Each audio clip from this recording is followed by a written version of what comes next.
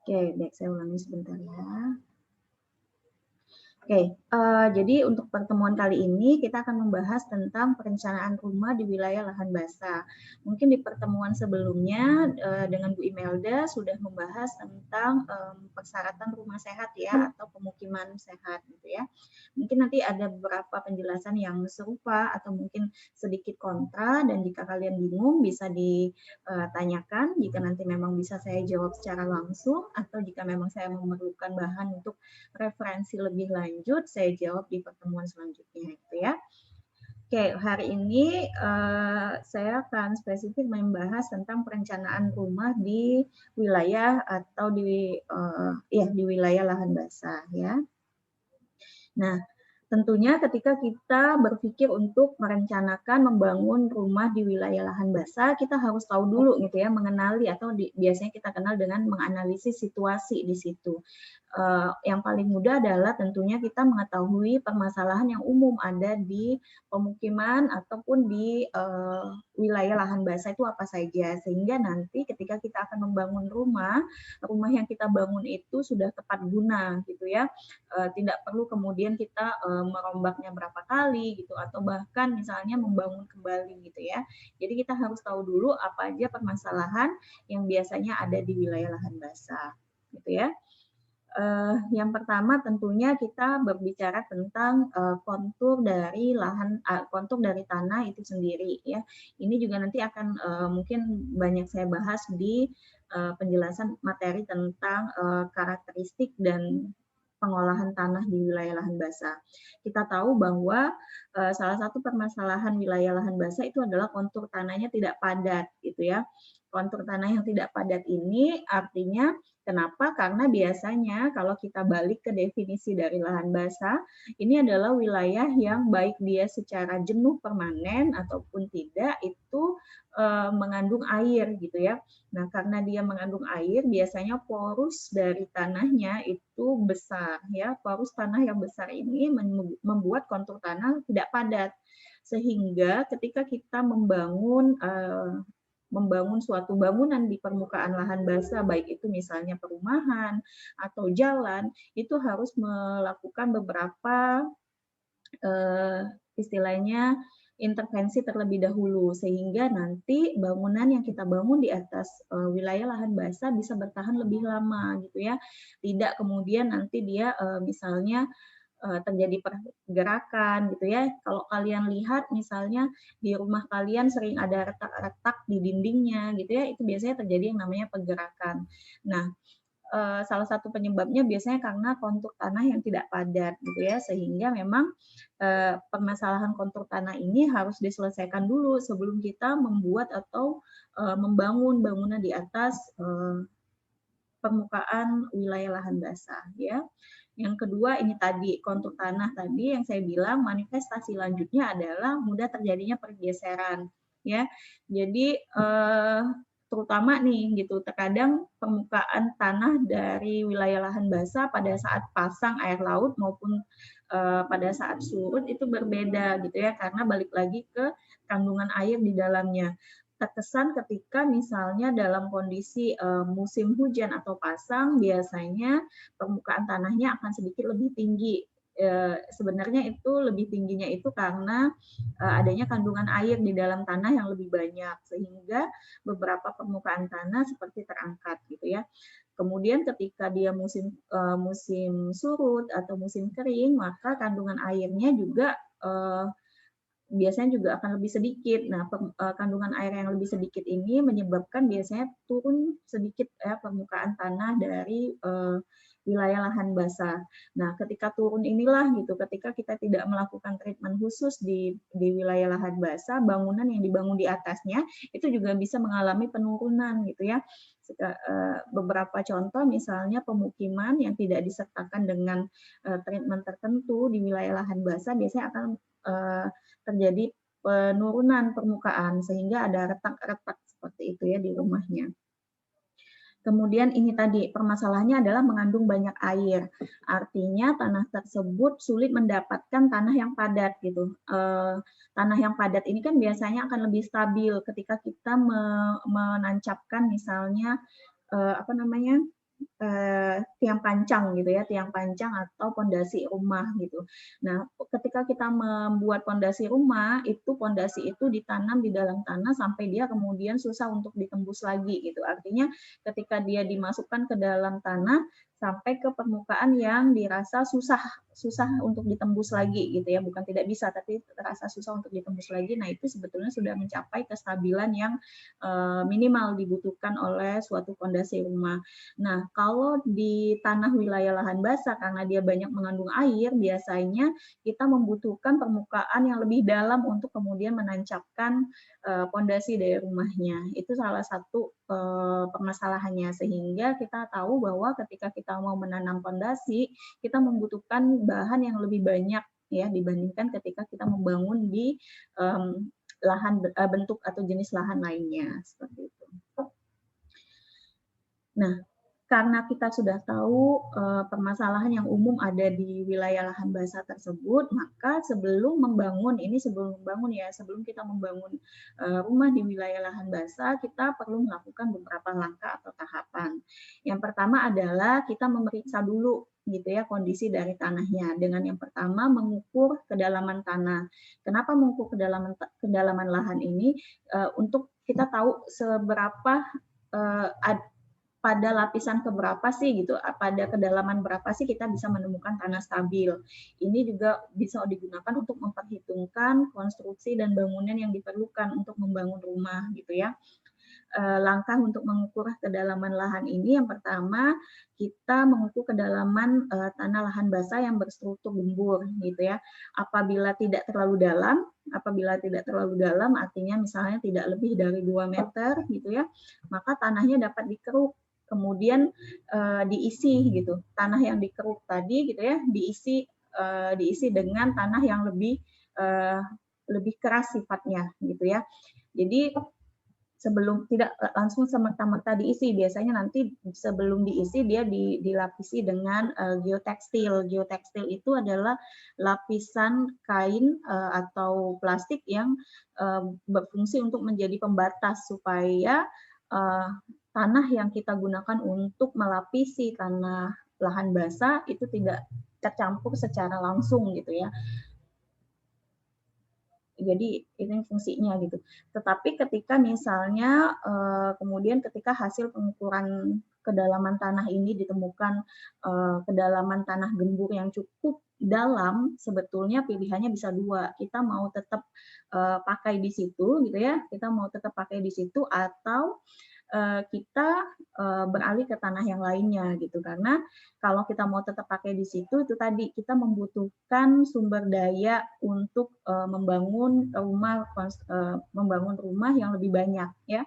Contohnya misalnya kalau kalian lihat ada pembangunan jalan, jembatan atau pelebaran jalan yang ada kalau kita sepanjang jalan Palembang Layo kan suka ada pelebaran. Nah, biasanya tanahnya itu dikeruk dulu terus diberi kayak lapisan terpal gitu ya. Itu yang disebut dengan geotekstil. Salah satunya digunakan adalah geotekstil. Kemudian baru dia dilapisi lagi dengan tanah merah gitu ya. Itu juga yang dilakukan yang sedang dibangun sekarang ya, kalau nggak salah Pemda Provinsi yang dibangun di pinggir jalan Sungai Musi 2 ya, itu kan sedang lagi pengerukan dan penimbunan gitu ya. Itu salah satu tahapan yang dilakukan gitu ya. Dirasa lahannya masih bisa layak bangun, maka kemudian dilakukan pengerukan dan juga penimbunan ya. Nah, kalian bayangkan ketika misalnya kalian mau membangun suatu rumah di wilayah lahan basah dan ternyata kedalaman tanah gemburnya cukup dalam, artinya kalian membutuhkan tanah misalnya tanah merah gitu ya, atau tanah berpasir ataupun tanah yang berbatu yang cukup banyak gitu ya. Itu berkaitan lagi dengan budgeting gitu ya. Pilihannya ada di kalian sebetulnya. Yang pasti untuk membuat atau mempersiapkan bangunan di atas wilayah lahan basah itu yang pertama dilakukan. Setelah kita melakukan pengukuran, kemudian kita melakukan penimbunan dengan tanah yang memiliki sifat lebih keras dibandingkan tanah gembur tadi gitu ya. Kemudian yang kedua meratakan gitu ya, meratakan tanah gitu. Meratakan atau memadatkan tanah biasanya dengan menggunakan root roller atau kalau di sini kayak apa? Bulldozer gitu ya. Itu juga yang lagi dikerjakan di kalau kalian lihat di pembangunan Pemda provinsi yang di pinggiran jalan Sungai Musi 2 gitu ya, itu juga mereka sedang melakukan perataan tanah gitu. Beberapa bagian lahan itu masih dilakukan penimbunan, beberapa bagian lainnya itu sedang diratakan tanahnya. Jadi meratakan tanah ini dapat dikerjakan secara tradisional menggunakan cangkul gitu ya. Itu kalau juga lahannya nggak terlalu lebar gitu ya, atau dengan menggunakan alat berat yang saya bilang tadi seperti root roller atau bulldozer gitu ya. Dan biasanya kalau dengan alat berat tentunya hasilnya akan lebih baik, lebih padat gitu. Cuman konsekuensinya lagi ke budgeting ya. Sehingga tapi keuntungan lainnya gitu lebih padat, lebih kuat, lebih kokoh dan tidak mudah bergeser atau misalnya terjadi tanah longsor dia juga sangat jarang ya karena biasanya pemadatannya lebih padat kalau dibandingkan dengan menggunakan tradisional seperti itu. Nah, setelah tanah dipadatkan, nggak bisa langsung kemudian dilakukan pembangunan ya, tetapi perlu yang namanya pematangan tanah. Jadi nanti kalau kalian lihat, kita bisa langsung ambil contoh sih ya, contohnya itu yang lagi pembangunan Pemda itu kan itu sebetulnya pembangunan di atas wilayah lahan basah. Nah, setelah nanti selesai semuanya ditimbun dengan tanah merah, kemudian setelah selesai diratakan, itu nggak bisa langsung dibangun, maka biasanya akan ditunggu dulu sampai tanahnya matang. Apa definisi matang di sini? Definisi matang di sini artinya tanahnya siap untuk dibangun, gitu ya. Tidak lagi kemudian tanahnya memiliki porus yang besar, tetapi sudah sangat kecil dan sudah benar-benar keras. Indikator dari kematangan tanah yang pertama akan ada tanaman yang bisa tumbuh di situ dengan baik sebetulnya. Kalian lihat nanti akan ada rumput-rumput gitu ya. Artinya beberapa nutrisi atau misalnya nutrisi yang dibutuhkan tanah dan segala macam sudah terpenuhi di situ. Yang kedua juga kalau hujan, biasanya air hujannya tidak lagi mengandung serpihan-serpihan tanah gitu ya. Kan kalau misalnya kita timbun dengan tanah merah, kemudian ketika hujan, air hujannya masih berwarna kecoklatan gitu ya, itu artinya masih ada tanah yang tergerus oleh air. Nah, artinya lahan tersebut belum matang gitu. Tetapi kalau nanti kita lihat misalnya aliran air hujannya sudah tidak lagi banyak mengandung tanah yang kemudian tadi kita gunakan untuk menimbun, artinya juga kematangan tanah atau kematangan lahan sudah dinyatakan cukup baik. Kemudian ketika musim kering, tanahnya teksturnya tidak retak atau berongga gitu ya, tidak kemudian retak-retak gitu. Nah ini jadi ya kayak tanah biasa aja gitu, tanah lapang biasa gitu ya, ada rumputnya gitu, kemudian tetapi juga kalau hujan dia tidak tergerus oleh air, nah itu indikator tanahnya sudah matang ya. Nah, untuk memastikannya lagi, kita bisa dengan menguji cobakan tanah tersebut ditusuk dengan benda tajam, biasanya kayak linggis gitu ya. Nah, kalau misalnya dia mudah masuk gitu dan kemudian linggisnya terasa sangat basah, artinya sebetulnya tanahnya belum padat, masih perlu dimatangkan. Jadi waktu pematangan tanah ini nggak sebentar, nggak hanya hitungan hari, minggu, bahkan bisa bulanan, tergantung dari karakteristik wilayah lahan basah di tempat kita melakukan penimbunan tanah tadi, gitu ya. Nah, bagaimana jika misalnya nanti lahannya nggak matang-matang, Bu, gitu ya, terlihat tidak matang gitu ya, masih ada misalnya air, masih ada kandungan air yang cukup tinggi gitu ya, atau misalnya ketika musim kering dia retak dan berongga gitu ya, artinya tanahnya belum matang. Kalau kalian paksakan membuat bangunan di atas tanah tersebut, maka akan muncul beberapa permasalahan-permasalahan lain ya, seperti misalnya kita akan membutuhkan bahan konstruksi yang lebih banyak. Yang kedua, kalaupun misalnya konstruksi bangunan tidak dibuat secara maksimal, maka akan berdampak terhadap pembangunan fisik dari rumah tersebut ya. Biasanya nanti beberapa tahun, kurang dari 5 tahun, kita sudah melihat beberapa bangunan yang beberapa dinding yang kemudian agak terpisah dengan dinding yang lainnya karena terjadi pergeseran atau penurunan permukaan tanah, gitu ya. Jadi harus dipastikan sudah matang tanahnya. Nah, ketika misalnya tanah yang kita akan bangun tadi sudah dirasa cukup matang, maka sudah siap untuk dipasang fondasi. Nah, jenis fondasi apa yang cocok untuk di lahan basah ya tergantung dari kondisi tanahnya. Untuk kondisi wilayah lahan basah itu kan nanti ada yang dia sifatnya mengandung air secara permanen yang cukup panjang gitu ya, artinya jenuh gitu. Ya, kayak misalnya dia selalu dibasahi oleh air misalnya. Ya kan kita nggak bisa nimbun nih, tapi kita mau bangun di wilayah lahan basah yang selalu basah oleh air, maka fondasi rumahnya juga akan berbeda dengan wilayah lahan yang basah yang hanya mengandung banyak air, tetapi tidak sampai ke permukaan airnya itu tidak sampai di atas permukaan tanah, gitu, nggak sampai becek gitu ya. Hanya lapisan tanahnya yang banyak mengandung air. Itu beda lagi fondasi yang diperlukan. Beberapa contoh fondasi yang biasa digunakan untuk membangun rumah di wilayah lahan basah. Yang pertama ada fondasi tiang pancang. Sebetulnya kayak tiang pancang ini kayak perumahan secara umum sih ya. Ini dimaksudkan untuk pembangunan rumah di lahan basah yang dia tingkat kematangannya sudah sangat baik gitu ya, sehingga karakteristiknya hampir menyerupai tanah atau lahan kering. Kemudian ada pondasi piers, pondasi bore fill, ada pondasi tapak, pondasi cerucuk dan sebagainya. Nah, pondasi cerucuk ini adalah pondasi yang sangat umum dikenal sebagai pondasi yang biasa digunakan untuk wilayah lahan basah baik yang wilayahnya hampir selalu terendam air sepanjang tahun gitu ya, ataupun kondisi tanah yang sangat jenuh akan air gitu ya. Jadi tanah yang masih sangat basah juga masih bisa sih kalau memang mau dibangun perumahan gitu ya, tapi pondasinya harus sesuai. Salah satunya adalah pondasi cerucuk. Nah, metode pembangunan kalau tadi pondasinya, maka metode pembangunan rumahnya untuk di lahan basah itu juga bergantung dari lahannya. Untuk lahan yang biasanya sifatnya adalah lahan gambut atau tanahnya lunak, itu kita bisa membangun rumah dengan menggunakan pondasi cerucuk tadi. Atau bisa juga dengan menggunakan woven geotekstil atau melapisi permukaan tanah yang gambut atau tanah yang lunak tadi dengan lapisan kain yang sebetulnya dia sifatnya geo gitu ya, yang sifatnya hampir menyatu.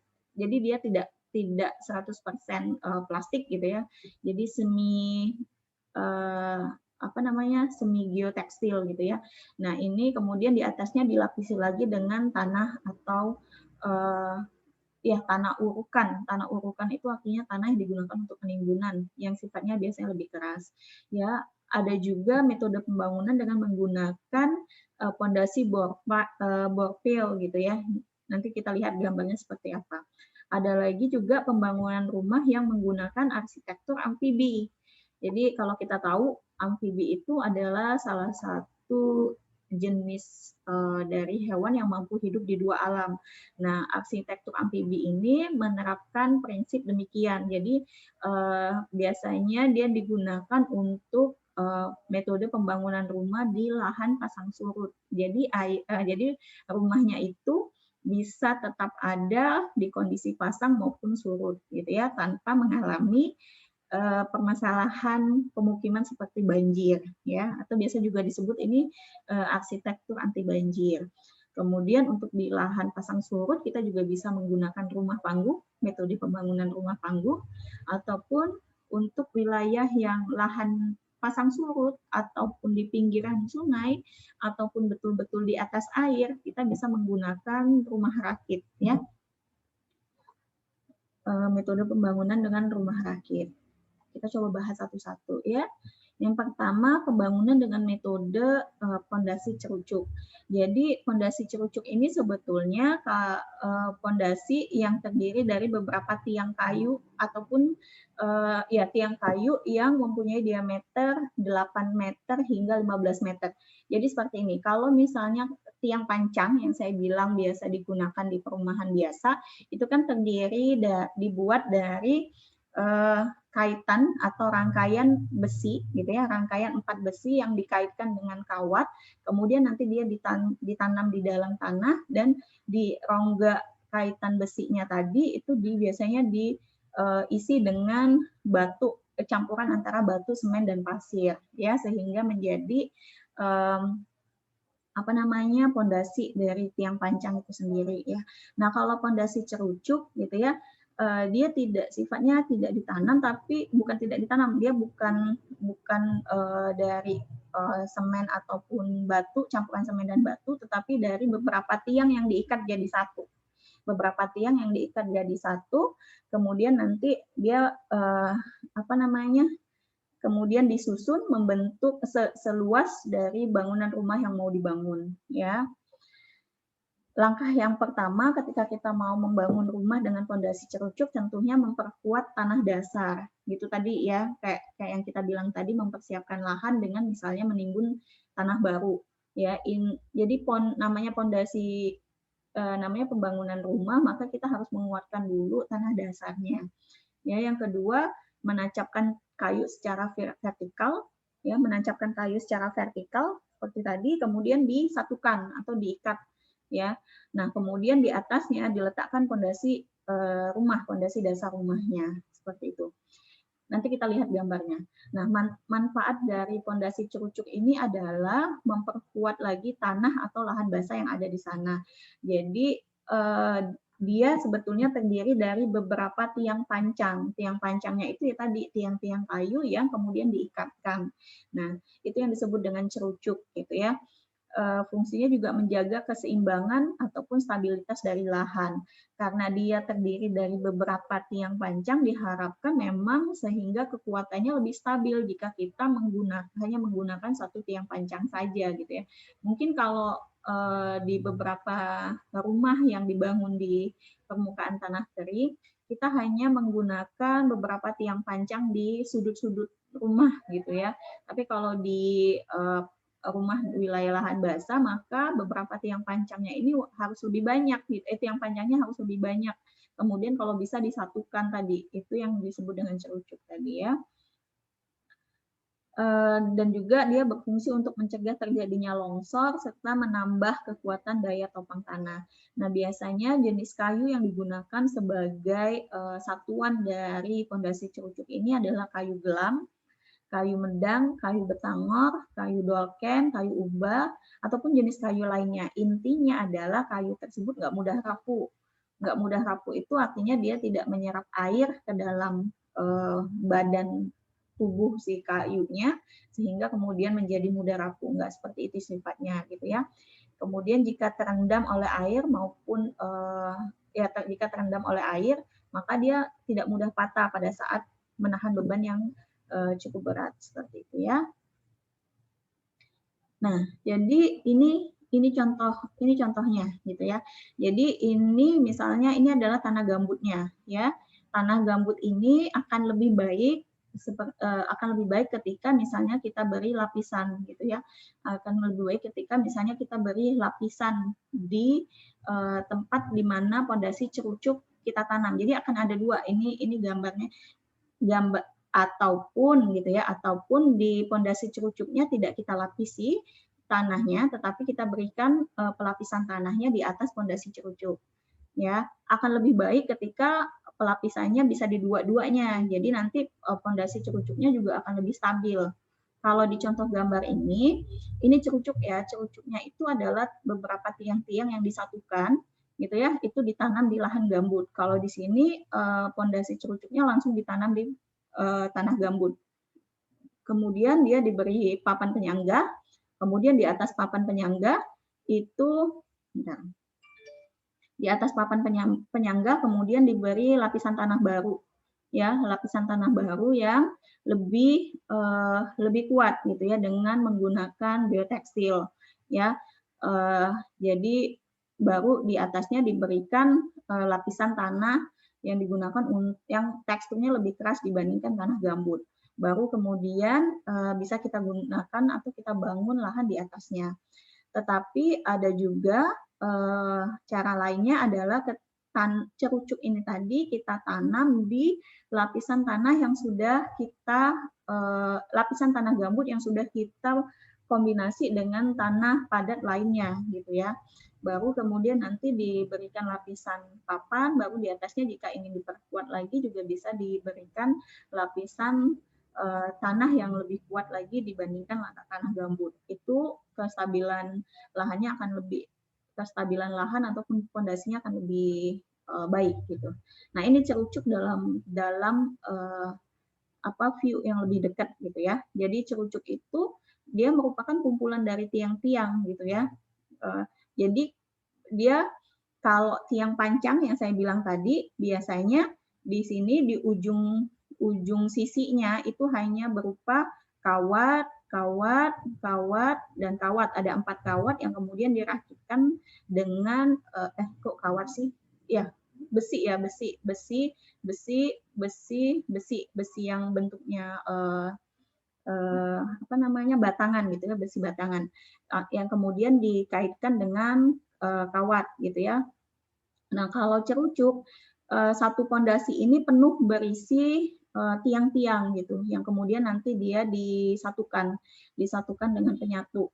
Yang di atasnya kita bisa menggunakan tadi bisa berupa pondasi papan ataupun misalnya pondasi setapak. Setapak itu artinya hanya diletakkan pondasi papannya itu di atas cerucuknya. Bisa juga dia digunakan untuk pondasinya tadi menyatukan antar cerucuk gitu ya.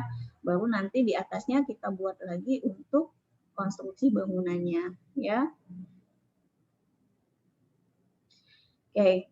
Nah, yang selanjutnya itu ada woven geotekstil. Woven geotekstil ini sebetulnya lebih kepada persiapan lahannya ya. Jadi kalau tadi gitu ya, kan kalau kita lihat kalau di sini sebetulnya di lapisan cerucuknya, di pondasi cerucuknya di tanahnya tidak diberikan lapisan gitu ya. Jadi ya lahan basah itu langsung ditanam pondasi yang berupa pondasi cerucuk ya.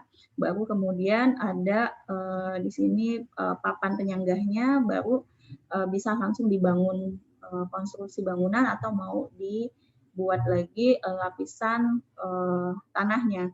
Nah, kalau misalnya kita mau menggunakan tiang pancang biasa, maka biasanya kita harus menguatkan lahannya dengan salah satunya dilapisi oleh atau dicampur dengan tanah pengeras yang sebelumnya antara tanah pengeras dengan tanah gembur atau tanah gambut atau lahan basah tadi dilapisi dengan woven geotekstil.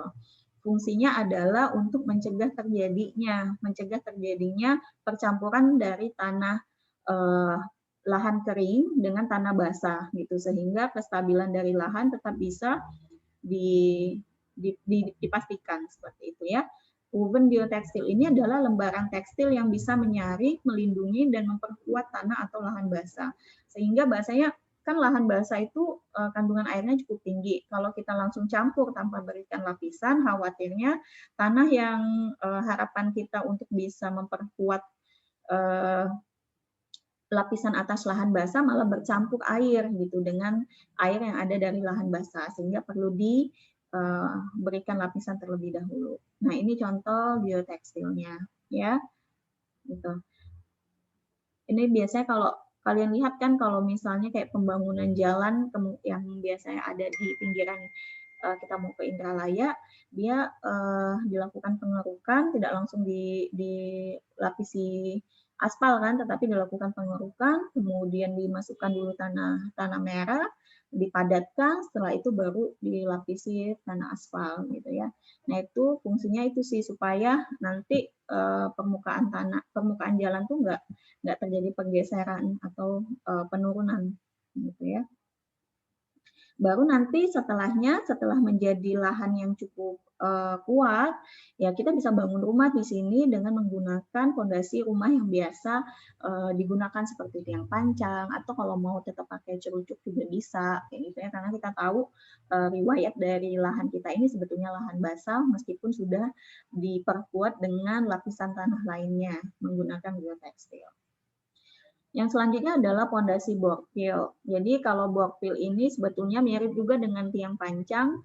Apa ya bedanya? Dia bulat sih ya. Kalau tiang pancang tadi biasanya kita bentuk persegi, kalau borpil ini dia bentuknya seperti lingkaran dan lapisan tiang besinya itu lebih banyak. Batangan besinya itu yang dia disatukan itu lebih banyak. Tapi prinsipnya itu sebetulnya sama kayak tiang pancang. Jadi dia terdiri dari beberapa batang besi yang dibentuk melingkar, kemudian disatukan dengan kawat, dan nanti ditanam di lahan dan diisi dengan campuran dari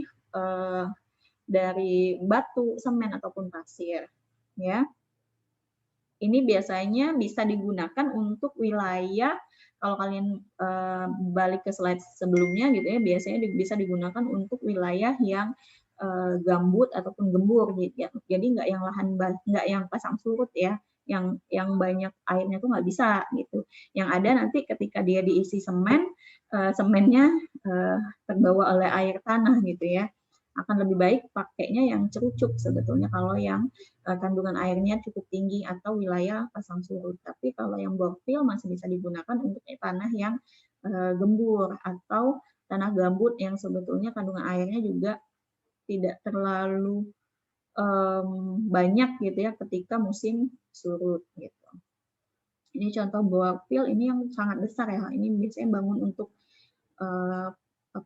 gedung atau bangunan yang cukup besar. Kalau untuk perumahan untuk rumah mungkin bisa kecil seperti ini aja. Jadi kayak gini ya. Nah, bedanya kalau tiang pancang kan dia terdiri dari hanya 4 besi batangan yang diikatkan oleh kawat. Kalau borpil itu lebih banyak besinya, ya. Nah, ya karena sebetulnya ini ya sih dia masih kayak percampuran prinsip antara tiang pancang sama cerucuk gitu. Kalau cerucuk kan betul-betul dipadatkan di tengah-tengah ini oleh kayu-kayu gitu ya. Nah kalau borpil ya enggak gitu, dia masih ada rongganya yang bisa diisi oleh semen dan tanah, tetapi lapisan luarnya terdiri dari besi batangan yang lebih banyak dari tiang pancang. Gitu ya. Oke, metode perumahan selanjutnya yang biasa dibangun di lahan basah itu adalah arsitektur amfibi. Yang saya bilang tadi, arsitektur amfibi ini disebut juga biasanya arsitektur hijau atau arsitektur anti banjir. Dia disebut arsitektur hijau karena dia bersahabat sebetulnya dengan air. Ya, jadi kalau misalnya metode pembangunan perumahan yang sebelum-sebelumnya dijelaskan itu dia sebetulnya mengalihkan ya atau mengalihfungsikan lahan gitu ya, air-air yang ada di lahan basah kemudian dimanipulasi agar tidak naik ke permukaan, agar tidak menyatu dengan tanah di atasnya gitu. Tapi kalau arsitektur amfibi atau arsitektur hijau ini dia bersahabat dengan air ya. Kalau airnya mau naik silakan naik, kalau airnya mau surut ya surut aja gitu. Jadi tidak ada kemudian dia menghilangkan kandungan air atau sumber daya air di wilayah lahan basah ini. Di mana biasanya kalau arsitektur hijau ini konsep rumah-rumahnya ataupun kalau kita bilang pemukiman, maka konsep rumah, jalan, dan fasilitas sosial atau umum yang ada di perumahan tersebut termasuk septic tank-nya, itu dia akan mengikuti permukaan air dari wilayah pasang surut tersebut. Ya, ketika dia airnya pasang, maka rumahnya akan berada di atas airnya. Ketika airnya surut, ya rumahnya akan menyentuh daratan atau tanah dari lahan pasang surut tersebut, gitu ya. Nah, konsep dari arsitektur amfibi ini juga dia biasanya banyak menyimpan air hujan gitu ya melalui tandon-tandon air. Maksudnya di sini sih karena biasanya dia wilayah pasang surut gitu ya. Maka kalau ketika lagi surut sumber daya air untuk perumahannya biasanya diambil dari air hujan gitu, air tanda hujan gitu ya. Kemudian dalam pembangunannya biasanya memanfaatkan bahan-bahan bangunan yang ramah lingkungan dan ringan. Tentu harus ringan, kalau tidak ringan kan si rumah tadi akan mengikuti tinggi permukaan air nih. Kalau dia menggunakan eh, apa namanya pondasi maupun menggunakan arsitek menggunakan konstruksi bangunan yang cukup berat, maka prinsip amfibi tadi tidak akan terlaksana. Jadi biasanya dinding-dindingnya bukan terbuat dari semen atau batu bata atau batako gitu ya, tapi terbuat dari bahan yang ringan seperti misalnya papan, kemudian apa namanya gedek itu kayak apa jalinan dinding jalinan itu gitu ya. Nah, biasa terbuat dari situ. Kemudian kayak pondasi atapnya dia tidak terbuat dari genteng tanah tanah liat yang cukup berat. Biasanya dia menggunakan aplikasi genteng yang ringan seperti pakai kalau yang sekarang tuh yang banyak tuh kayak merek multi roof, anti roof yang seperti itu ya. Jadi genteng buatan gitu yang lebih ringan ya sehingga nanti ketika dia waktunya terapung dia akan lebih mudah rumahnya untuk mengapung gitu ya. Contohnya seperti ini kalau secara gambar gitu ya. Jadi ini ketika kondisi lagi kering ya. Maka ini adalah pondasi pondasi dasar rumahnya gitu, pondasi dasar rumahnya. Kemudian ini tiang yang kemudian juga terpancang sampai ke dalam tanah yang cukup stabil. Dia harus terpancang kuat. Kalau enggak maka biasanya rumahnya akan mudah bergeser ketika pasang. Karena dia fungsinya adalah menahan dari rumah itu ketika dia nanti akan terapung, dia nggak akan terapung kemana-mana gitu, tetap akan ada di area tersebut gitu ya. Nah, nanti ketika dalam kondisi berair atau lagi pasang, rumah tadi itu akan terangkat, tapi tetap terikat di tiang ini. Maka dia nggak akan saling tabrakan atau seperti apa. Termasuk septic tank-nya. Jadi septic tank itu yang diberi kotak merah ini, gitu ya. Ini juga akan ikut terangkat. Kan septic tank itu bisa kita buat kalau kalian belajar tentang pengolahan limbah cair atau ekskreta pada apa namanya dasar casing kemarin gitu ya, kita bisa membangunnya itu kan nggak harus dari suatu lahan yang kemudian dilapisi dinding beton, tapi juga kita bisa membuatnya dari misalnya kayak pavement atau misalnya semacam drum gitu ya, asal dia memenuhi prinsip pengolahan secara anaerob gitu ya, secara anaerob. Kemudian nanti ketika telah selesai terjadi proses di dalamnya, maka kan air dari septic tank tadi juga bisa tetap dibuang ke lingkungan ya. Jadi nggak prinsipnya tuh nggak yang tertanam di dalam tanah gitu, tapi tetap masih bisa kita buat secara mobile septic tanknya sehingga nanti dia bisa ikut terangkat ketika lagi musim penghujan. Nah, ini kayak ini contohnya. Sebetulnya kayak cerucuk juga, dia menerapkan prinsip cerucuk, tetapi cerucuk-cerucuknya tadi itu berupa atau disebut dengan modul ya, dia nyebutnya modul. Modul-modulnya ini merupakan bahan yang terdiri dari bahan yang ringan. Jadi bisa misalnya kayak drum yang terbuat dari plastik yang kemudian disatukan dengan ini penyatunya. Kalau dari sini misalnya dengan baja ringan gitu ya, disatukan dengan dengan baja ringan ya, yang ketika nanti musimnya hujan maka dia mudah terangkatnya gitu kalau drumnya kosong. Jadi modul-modul ini bukan terbuat dari misalnya kayak cetakan-cetakan dari semen gitu ya, cetakan bulat dari semen tuh enggak gitu ya. Tetapi berupa tadi bisa pakai drum yang kosong atau pakai kayu gelondongan yang dirasa berat kayunya tidak terlalu berat gitu ya, masih tetap bisa mengapung di atas permukaan air. itu bisa juga menggunakan itu, yang dia kemudian dikumpulkan untuk menjadi pondasi nanti, pondasi dasar dari bangunan rumahnya, gitu ya. Nah, jadi kurang lebih seperti ini nanti bangunannya, ya. Ini yang tiang-tiang yang menjaga si rumah tadi tetap berada di area tersebut. Jadi nanti yang terangkat itu mulai dari dasar modul sampai atasnya modul sampai ke rumah ini nanti akan terangkat. Nah, pondasi-pondasi di bawahnya ini yang dia tetap ada di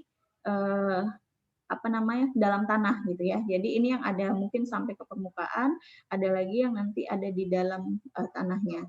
Jadi ketika nanti banjir, dia bisa naik modul, mulai dari dasar modul ini sampai batas maksimal. Nah, tingginya dari tiang penahan ini disesuaikan dengan tinggi tinggi maksimal dari air pasang. Tinggi maksimal dari air pasang. Jangan sampai misalnya biasanya ketika air pasang itu permukaan dari air sampai ke tanah itu adalah 2 meter. Maka tiang pancangnya ini kalau bisa dibuat sampai 3 atau 4 meter gitu. Jangan cuma 1 meter gitu. Yang ada juga rumah kita tetap kebanjiran karena ini kan disesuaikan dengan tinggi maksimal. Makanya secara pengalaman ketika pasang di sana air yang tertinggi itu berapa ini gitu, berapa meter tingginya. Jadi jangan sampai kita udah bikin susah-susah harus mengulang lagi gitu ya, kayak waktu jembatan Musi 6 kan ya, kenapa Musi 6 agak lebih lama penyelesaiannya dibanding Musi 5, padahal pengerjaannya bareng, karena sempat terjadi salah pengukuran ya, salah pengukuran tinggi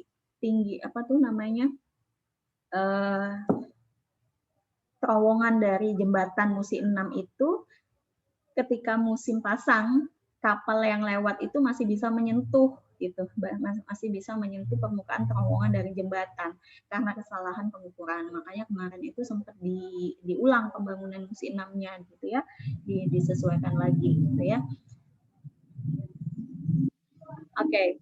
Itu tadi rumah amfibi. Untuk selanjutnya ada rumah rakit. Nah, rumah rakit ini kalau kalian lihat tadi, rumah rakit dan rumah amfibi itu biasanya digunakan untuk pembangunan di lahan yang sifatnya pasang surut atau pinggiran sungai, gitu ya. Ya, rumah rakit ini tentunya dasarnya itu adalah rakit, ya. Dasarnya adalah rakit yang biasanya tersusun atau terbentuk dari kumpulan-kumpulan kayu-kayu yang disusun secara horizontal kemudian disatukan gitu ya. Biasanya atap maupun konstruksi bangunan itu juga dibuat dari bahan yang ringan. Jadi nggak bisa rumah rakit tapi dindingnya dari bata atau apa, nggak bisa, yang ada tenggelam ya. Jadi tetap misalnya dindingnya terbuat dari papan atau misalnya jalinan dari rotan atau seperti apa. Kemudian atapnya juga nggak bisa dari genteng tanah liat, tapi bisa misalnya dari atap kajang atau yang dibuat dari daun nipah gitu ya, ataupun misalnya kalau sekarang yang multi roof itu juga masih ringan ya. Konstruksi baja ringan yang sekarang banyak digunakan ya, baja ringan yang sekarang suka dipakai untuk teras itu juga salah satu solusi sebetulnya untuk pembangunan rumah dengan konstruksi yang cukup ringan, baik itu rumah rakit maupun tadi rumah amfibi gitu ya. Sehingga ketika musim pasang mereka tetap bisa mengikuti tinggi dari permukaan air yang ada di sekitar mereka. Oke. Nah, ini rumah rakit.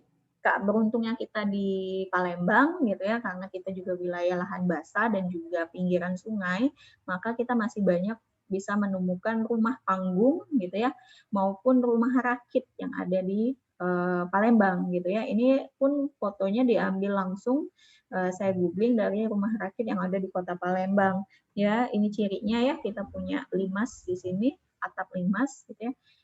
Kalau kalian lihat gentengnya ini kan nggak dari genteng tanah liat, kemudian dinding-dindingnya juga terbuat dari papan gitu ya, tapi tetap bisa ada ada nih kalau kalian mau nyantai ada terasnya, tetap ada nanti septic tank-nya. Jadi diharapkan walaupun dia rumah rakit tidak kemudian serta-merta jambannya ada di jamban cemplung, tapi tetap bisa menerapkan jamban septic tank gitu ya dengan tadi nih aplikasi septic tank-nya dibuat dengan menggunakan tadi misalnya drum yang disetting untuk pengolahan air limbah atau limbah ekskreta yang anaerob gitu ya.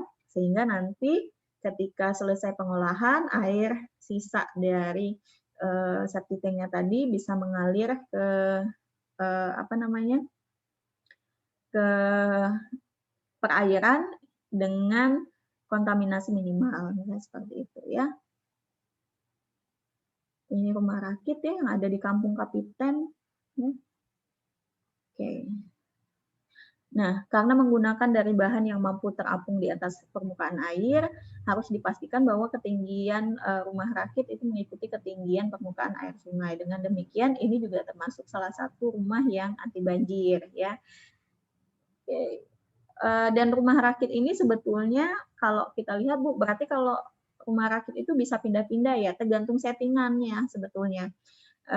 Rumah rakit pun bisa tidak berpindah-pindah meskipun arusnya deras, dengan keempat sudutnya itu disangga menggunakan tiang yang kokoh yang ditancapkan di dasar sungai, yang diikatkan atau diikatkan di misalnya ada tonggak utama yang dipasang di daratan misalnya ya, jadi kayak apa namanya, ada pengaitnya itu juga bisa ya. Kalau misalnya dilihat, nah ini misalnya tiang-tiangnya ini gimana?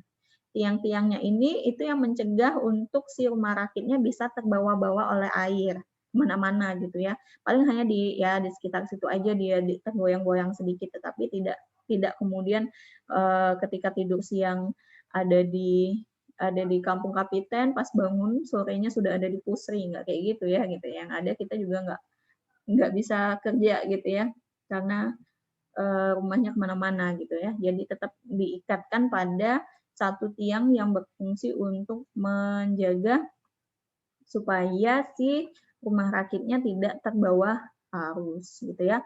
Nah, kalaupun memang menginginkan rumahnya masih bisa berpindah-pindah ya rumah rakit bisa berfungsi sebagai rakit pada umumnya gitu ya, atau rakit ini kan kayak perahu pada umumnya gitu ya. Dengan misalnya tetap si rumahnya tidak apa namanya, tidak mengalami banjir ya, jadi tetap bisa berfungsi sebagai rakit gitu ya, pindah-pindah gitu. Jadi bisa bisa bisa dilakukan sesuai fungsinya masing-masing. Seperti itu. Oke. Mungkin demikian ya materi yang bisa saya sampaikan. Ada yang ingin ditanyakan? Ya Bu, Gaby Lestari izin bertanya.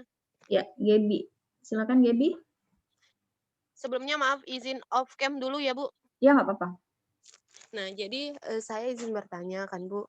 Kan kemungkinan, jadi kan lahan kering itu sudah penuh, misalnya dipenuhi dengan pemukiman. Dan nantinya mungkin beberapa puluh tahun ke depan, lahan basah itu akan dipenuhi dengan pemukiman dan dipenuhi dengan rumah.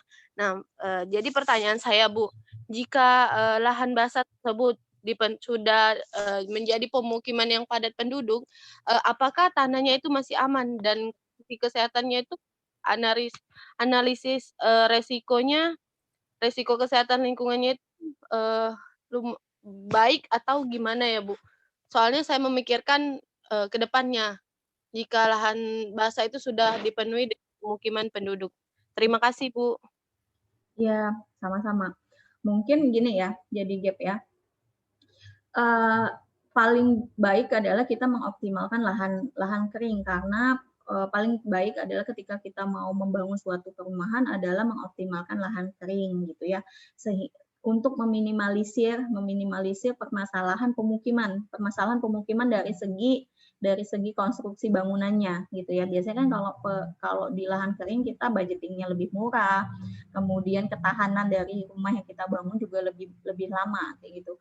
Nah, bagaimana kemudian memaksimalkannya Bu kalau lahannya sudah habis? Ya, kita memanfaatkan yang namanya pembangunan secara vertikal. bukannya seperti itu yang biasa kita lihat kayak di Singapura. Singapura itu wilayahnya tuh nggak banyak loh seperti di Indonesia. Bahkan dia itu lebih kecil dari Jakarta. Tetapi penduduknya ya punya rumah semua gitu ya, punya rumah semua. Gimana? Kalau kalian lihat di sana perumahan-perumahannya itu dibangun secara vertikal kayak gitu kan.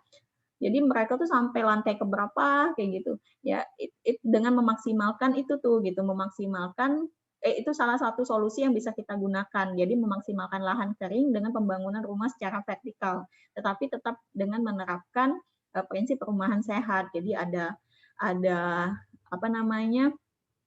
Ada nanti fasilitas umumnya. Jadi di setiap blok-blok, misalnya blok, kalau kita tuh kayak rumah susun, di setiap blok rumah susun ya ada tamannya, kemudian ada fasilitas umumnya, musola, ada klinik kesehatan, kemudian untuk mempertimbangkan 30% ruang terbuka hijaunya, kita bisa menggunakan ada rooftop di taman, ada taman di rooftopnya, atau di setiap orang bisa bertanam dengan menggunakan pot dan segala macam, misalnya seperti itu. Jadi memaksimalkan lahan kering.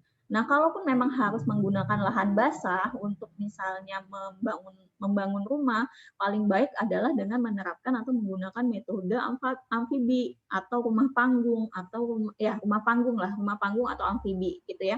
Kenapa? Supaya tadi kita tidak kemudian mengusir air yang ada di permukaan. Kan kita tahu selain memiliki permasalahan, lahan basah itu juga punya banyak manfaat kan gitu. Ya, yaitu menjadi pemasok air, pemasok air tanah, kemudian dia sebagai pengikat karbon alami gitu ya. Jadi jangan sampai kita hilangkan manfaat itu gitu ya. Sehingga kalaupun mau kita manfaatkan, ya kalau dia mau lagi banjir ya silakan banjir. Kalau maksudnya lagi pasang ya silakan pasang. Dia lagi surut ya silakan surut.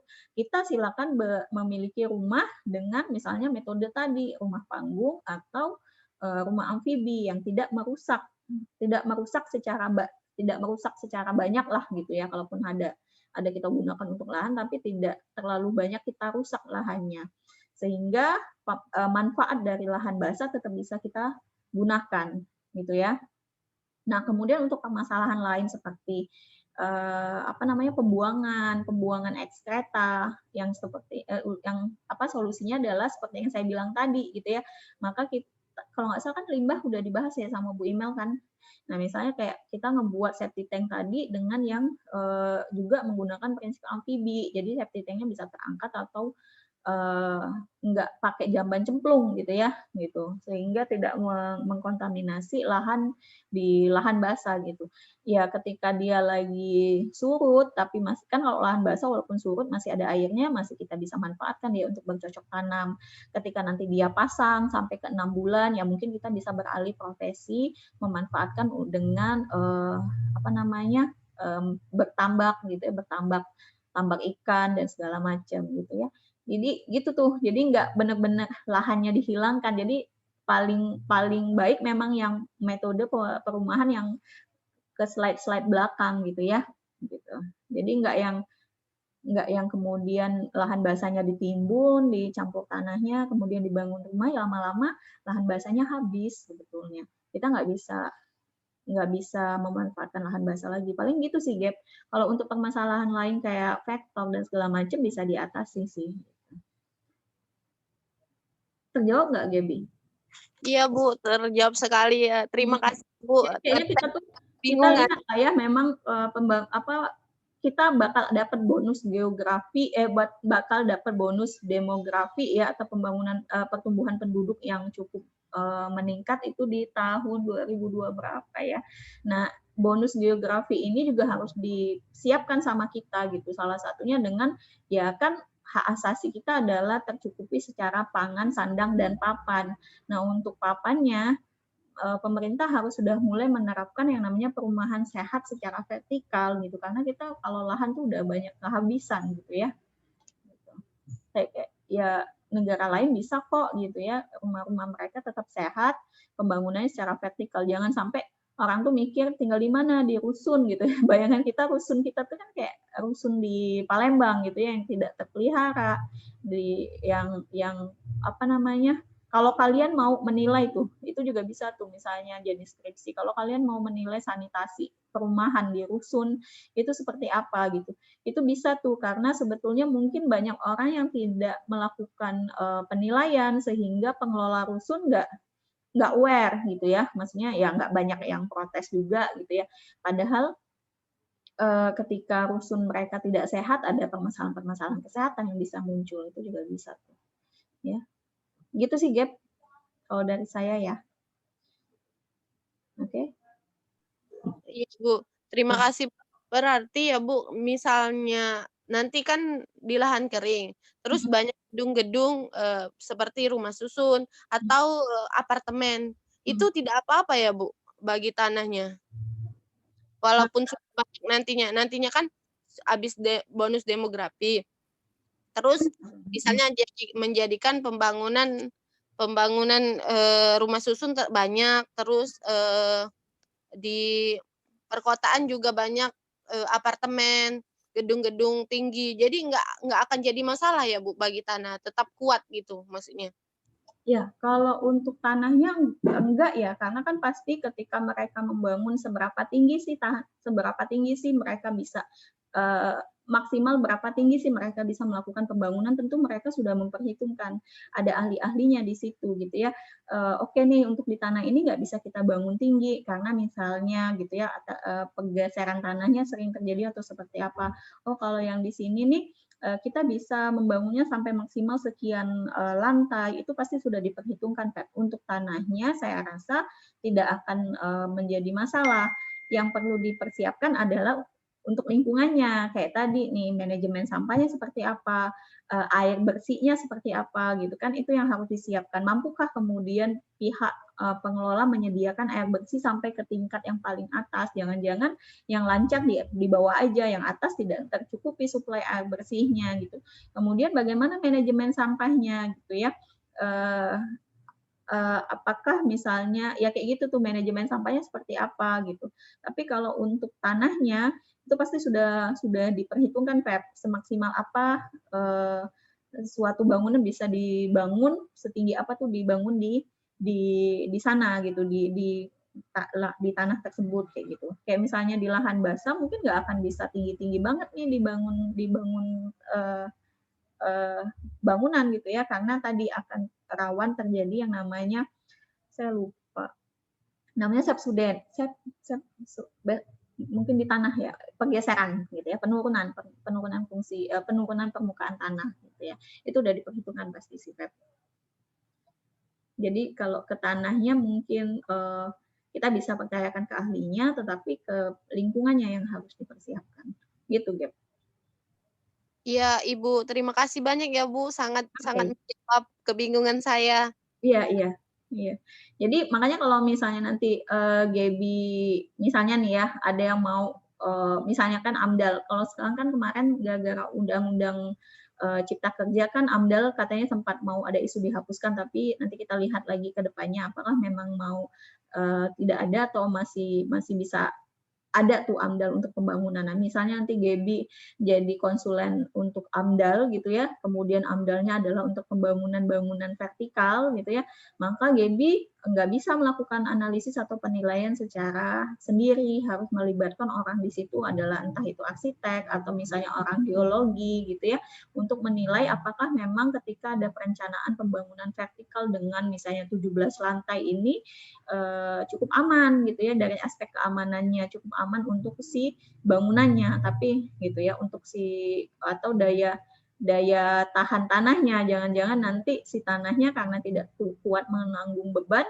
dia bisa lama-lama turun lebih rendah sendiri dibandingkan dengan tanah di sekitarnya kayak gitu ya oke okay, yang lain ada pertanyaan? Bu, Izin bertanya, Bu. Oh ya, Cika, silakan. Tadi kan kalau pondasi arsitektur amfibi itu ada drum-drum tadi kan, Bu? Iya, Itu tuh modulnya. itu dimasukin ke dalam tanah, Bu? Enggak, kalau modulnya itu dia yang akan ikut terapung ke atas permukaan. Dia yang akan membantu rumahnya untuk terapung. ya. Jadi dia itu dibuat di atas permukaan, ya. Tapi dia akan jadi pondasi. Jadi gini nih, ya. Yang tiang-tiang ini bisa kita muncul sebagiannya yang tertanam. Sebagiannya tertanam. Nah, untuk yang modul, ini namanya modul.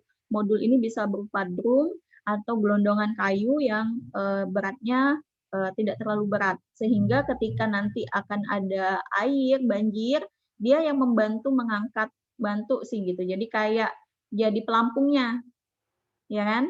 Jadi pelampungnya. Jadi pelampung bagi rumah ini untuk kemudian terapung ke atas.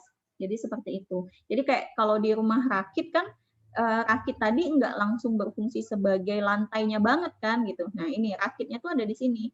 Kemudian di atas rakit baru nanti kita buat yang namanya lantai gitu ya. Lantainya entah dari susunan papan, entah kemudian nanti entah dibuat dari apa kayak gitu ya. Nah, rakit ini yang kemudian berfungsi sebagai pelampung bagi si rumah rakit ini untuk tetap berada di atas air. Sama kayak si modul tadi gitu. Modul ini berfungsi sebagai pelampung. Kalau bahasa lainnya ya tadi sebagai rakit dari si pondasi dasar di rumahnya gitu. Nah, ini udah nanti ini lantai rumahnya gitu ya. Ini rumahnya dan segala macam gitu. Jadi dia nggak tertanam Kalau di boleh tahu Bu, modulnya tuh terbuat dari apa Bu? modul. Modulnya itu pilihannya adalah bahan yang ringan gitu, bahan yang ringan. Makanya tadi bisa juga berupa drum, galon kosong gitu ya. Modul ini bisa berupa drum kosong, galon kosong atau gelondongan kayu. Gelondongan kayu yang tidak yang tidak terlalu berat gitu. Gelondongan kayu yang masih bisa sebagai pelampung gitu ya. Kalau misalnya adanya misalnya bambu tuh, bambu-bambu yang besar ya, jangan kalau yang kecil ya maka akan kesulitan kita untuk menyusunnya. Bambu-bambu yang ada kan kayak bambu-bambu besar itu mungkin juga bisa disusun kemudian diikat atau disatukan. Kalau ini nyatuinnya dia kayaknya pakai rangka baja gitu ya, supaya tidak kemana-mana si modul-modulnya tadi gitu. Ya udah gitu, itu juga bisa ya. Jadi material, intinya modul itu adalah material ringan yang bisa berfungsi sebagai pelampung bagi rumah di atasnya, yang juga nanti akan ikut terangkat. Jadi kalau kita lihat balik lagi ke sini, nah ini modul nih, yang hijau nih modul. Jadi modulnya juga ikut terangkat, gitu ya. Jadi yang tertanam tadi sebagian dari tiang pancang, gitu ya. Tiang pancangnya juga ada yang muncul kan tadi kan, kemudian ada modul, gitu ya.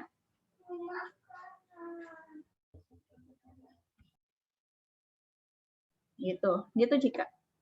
Berarti bukan dari plastik biasa kayak kita drum di rumah itu Bu? Drum bisa. Drum bisa. Ya, drum bisa. Kalau kaleng cat misalnya ya, kaleng cat. Khawatirnya kalau misalnya kaleng cat itu kan biasanya ada cat, ada embernya, ada tutupnya. Nah, khawatirnya kalau misalnya nanti dia antara tutup sama embernya nggak terlalu rapat, airnya bisa masuk gitu ya. Pokoknya gimana lah, kalaupun memang harus kaleng cat, antara tutup dengan kaleng catnya atau ember cat yang plastiknya itu tertutup kuat, misalnya dilem dulu atau seperti apa, sehingga nanti ketika banjir dia airnya nggak masuk. Kalau airnya masuk malah nanti dia menahan si rumah untuk bisa terangkat kan gitu, malah banjir rumahnya. Intinya adalah modul itu material ringan yang bisa berfungsi sebagai pelampung bagi rumah untuk terangkat ketika musim pasang gitu. Apa aja jadi yang bisa kalian temukan di sekitar itu tuh apa biasanya? Oh, ada nih Bu, saya jenis kayu yang cukup ringan gitu ya, dan dia diameternya besar, ya bisa dijadikan modul. Drum gitu ya, drum yang pesan khusus drum gitu, memesan khusus, bahasanya sih drum, mungkin bisa kita memesan khusus nih untuk modul ya, buat modul gitu yang intinya nggak ada lubang di atas atau di bawah, itu juga bisa. Atau misalnya pakai galon, atau misalnya pakai tadi bambu besar, itu juga bisa, terserah gitu ya. Intinya ringan, materialnya ringan gitu. Atau gabus ya, gabus putih yang kayak bekas, tapi kalau kalian bayangin kalau gabus pelapis pelapis apa namanya, pelapis kulkas gitu ya, kulkas yang kita baru beli itu kan terlalu tipis. Ada kadang tuh memang gabus yang bisa bahannya sangat tebal, itu juga bisa jadi modul sebetulnya. Ya, jadi mungkin nanti settingannya tidak secara vertikal, tapi kita tumpuk-tumpuk gabusnya, ditumpuk-tumpuk, diikat atau disatukan, kemudian baru dimasukkan dalam kerangka baja untuk modul tadi, itu juga bisa. Misalnya seperti itu, ya, gitu Cika. Bu. Terima kasih Bu. Nah, jadi lebih tadi ya analisis situasi, kita punya bahan di situ tuh apa yang ringan gitu ya. Gitu. Oke, ada lagi yang lain? Terima kasih Bu.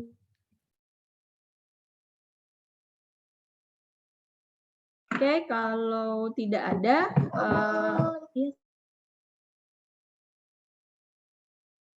kalau tidak ada, nanti kita akan ketemu lagi di minggu depan untuk membahas tentang, kalau kemarin sudah sumber daya air dengan Bu Imel, maka nanti pengolahan tanahnya dengan saya di minggu depan, baru minggu selanjutnya kita akan UTS gitu ya.